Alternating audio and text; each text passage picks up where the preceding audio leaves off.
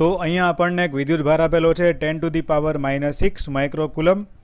આ વિદ્યુતભારને તમે ઉગમ બિંદુ 0,0 પર મૂકેલો છે.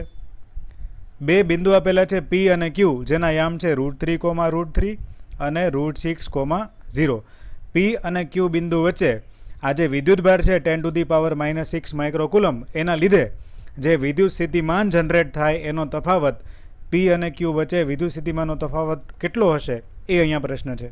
તો વિદ્યુત સ્થિતિમાનના તફાવત મેળવવા માટે પહેલાં તો તમારે વિદ્યુત સ્થિતિમાન મેળવવું પડે. વિદ્યુત સ્થિતિમાનની ફોર્મ્યુલા છે KQ/R.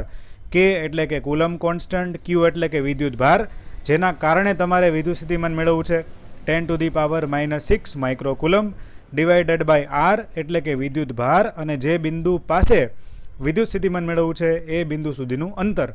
તો અહીંયા વિદ્યુતભારને તમે મૂકેલો છે 0,0 ઉપર, અને P બિંદુ છે √3, તો બંને વચ્ચેનું અંતર જો R1 જેટલું હોય તો R1 થશે √√3 - 0² પ્લસ √3 - 0². અંતર સૂત્ર, ડિસ્ટન્સ ફોર્મ્યુલા, રાઈટ.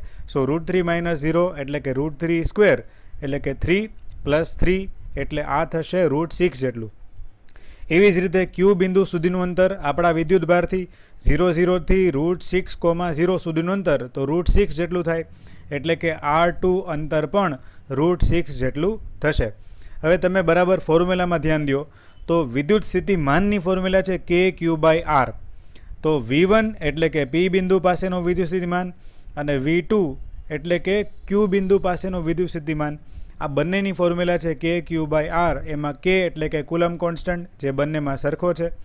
Q એટલે કે વિદ્યુતભાર, એ પણ બંનેમાં સરખો છે 10⁻⁻6 માઇક્રોકુલમ, અને R1 અને R2 જે અંતર એ પણ બંને સરખા છે. તો KQ/R આ ત્રણેય સરખું હોવાથી બંને બિંદુઓ P અને Q એ સમાન વિદ્યુત સ્થિતિમાન પર છે, અને PQ સમાન વિદ્યુત સ્થિતિમાન પર હોવાના લીધે વિદ્યુત સ્થિતિમાનનો તફાવત V1 - V2 KQ/R - KQ/R 0 થઈ જશે. સો P અને Q સમાન વિદ્યુત સ્થિતિમાન પર હોવાના લીધે P અને Q વચ્ચેનો વિદ્યુત સ્થિતિમાનનો તફાવત એ 0 વોલ્ટ જેટલો થશે.